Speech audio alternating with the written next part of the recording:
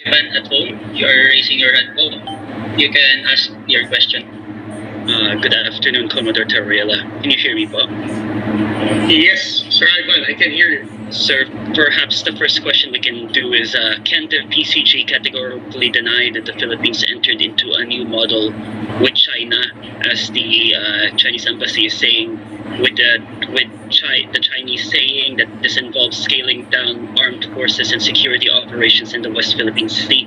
If China is to release audio recordings of this agreement as they threaten to do we automatically assume that this is fabricated or spliced or manipulated to sway Philippine opinions po? Well, una sa lahat, no, ang ating mga kalihim ng National Security Advisor ng Department of National Defense have already expressed their statements, no, na walang mga ganitong arrangement na sinasabi ang Chinese Embassy. Hindi ito nangyari, walang napag-usapan. At higit sa lahat, it's only the President of this Republic can enter into this kind of agreement. Pangatlo, kung meron mga ganitong usapin, no, na kinakausap silang sinabi nila na nangyari talaga, the mere fact na hindi ito dumating sa level ng ating Pangulo, ibig sabihin, these are just mere, ordinary conversation na napag-usapan nila. Kung totoo, no?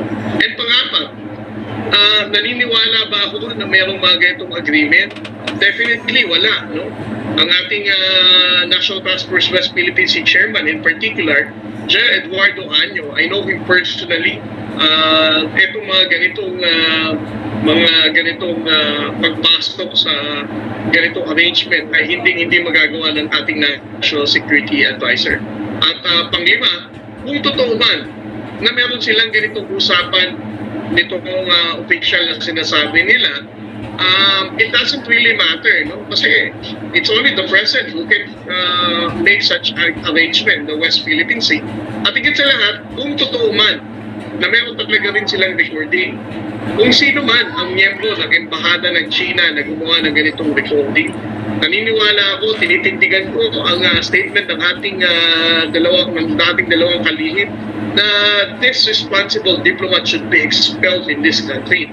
The mere fact na hindi niya iginagalang ang ating mga batas, the mere fact na binayolate niya ang ating anti-wiretapping law, he should be expelled, no? And no longer be allowed to be part of the Chinese embassy here in Ilan.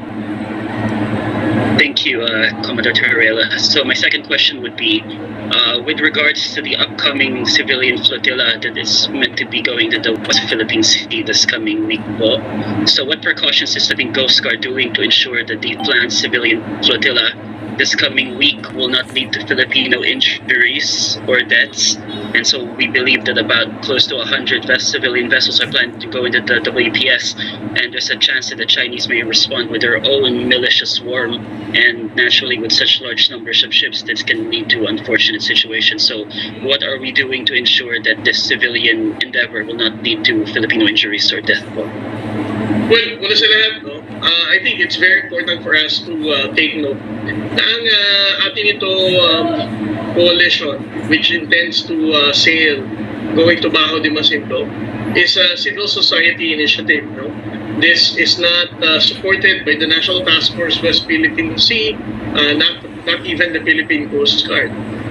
Kailangan ko sabihin ito dahil alam na naman natin, we can expect that the clause will once again say na ang NTF-WPS or ang Philippine Coast Guard ay ginagawa nating kasangkapan or parang mga pain, no, ang ating mga kababayang Pilipino.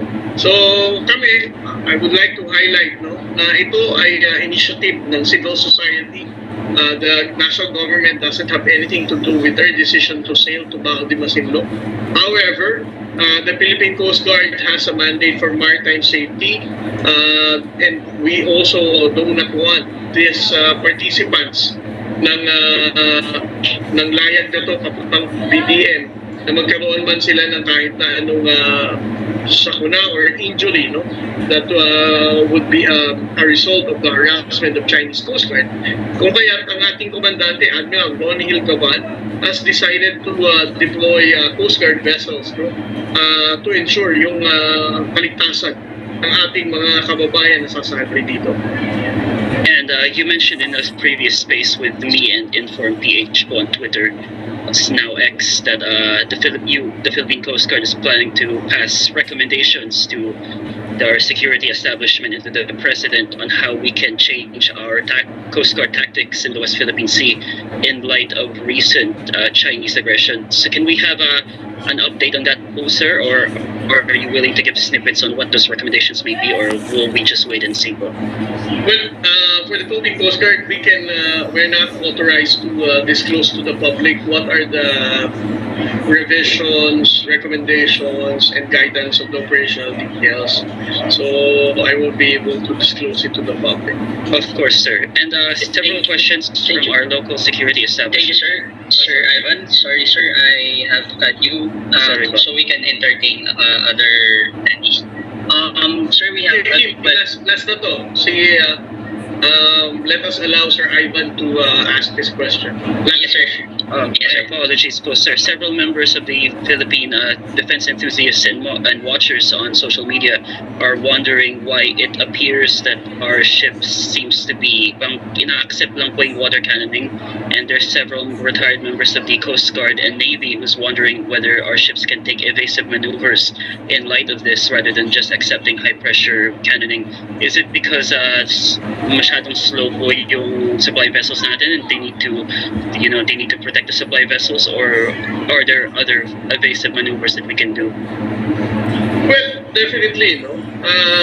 Una sa lahat, the President has already spoken. The Philippine Coast Guard will not respond with water cannon sa mga Chinese Coast Guard na nag-water cannon sa atin. However, ang question mo is, are we going to outmaneuver itong mga Chinese Coast Guard vessels? Tama din naman yung sinabi mo, no?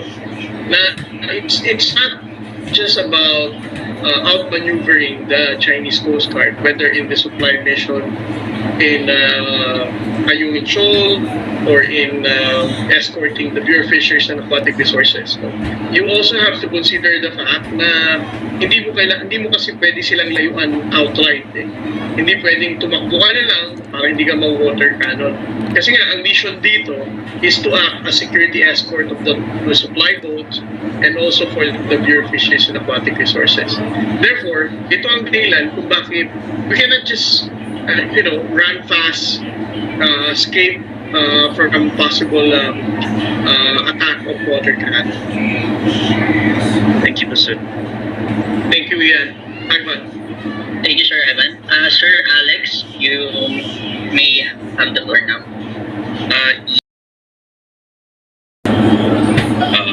Person who will ask. Sir Eric, you are raising your hand, sir. Wait lang, sir. Wait lang. Sir, is it okay if we proceed first with Sir? Okay na kayo, sir? Okay na ba? Sir, Eric Estulo po, sir. Ito pong question ko, sir. May dalawang barko po na umaaligid po sa may Batanes po. Ano pong action ang ginawa po ng Philippine Coast Guard kung paano po nila ito pinaalis? Well, totoo yan, no? May maligid na Chinese research vessel sa Batanes. Then eventually it went down to Samar and Catanduanes. No? To be honest with you, the Coast Guard vessels are strategically deployed on the western seaboard. No? Pero ito kasi nasa eastern seaboard. However, it never prevented the Philippine Coast Guard from effectively monitoring them using the satellite. And secondly, we coordinated with the armed forces of the Philippines kung saan nag-deploy din sila ng kanilang mga aircraft for the Philippine Air Force to monitor and challenge itong Chinese research vessel. Sir, palap na po. May idea po ba kayo, sir, kung ano pong ginagawa ng dalawang barko sa ating mga territorial, sir? Well, we can only speculate, no? That since these all or Chinese research vessels, then most likely they're also taking some data about our seabed, the sea current, anything that concerns about marine science research.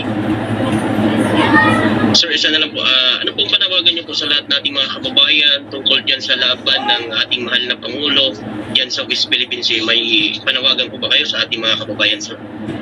Well, panawagan natin sa ating mga kababayang Pilipino, ang pag-intensify ng China ng information operation for them to downplay and also defeat our transparency strategy has allowed them to intensify their information operations, sa pagkakalat ng maling informasyon, sa pagkakalat ng fake news. Ito ang ginagawa ng China para labanan ang ating efforts ng transparency.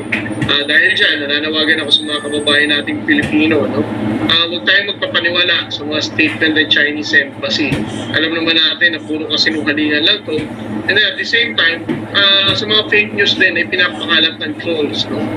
Let us not be swayed dito sa mga information na pinapakalat nila. Ito ang dahilan kung bakit we are engaging not just the local media, but even bloggers like you and also the academic para mas ma-amplify natin ang messaging ng tamang informasyon sa ating mga kababayan. This is the most important thing for us to do. Magbigay tayo ng tamang informasyon dahil naniniwala kami with the right information of the Filipinos in the West Philippine Sea, we can be able to unite this country as one nation at magkaisa tayo at pangatindigan natin ang laban ng West Philippine Sea. So, sir, maraming salamat, sir. Thank you po.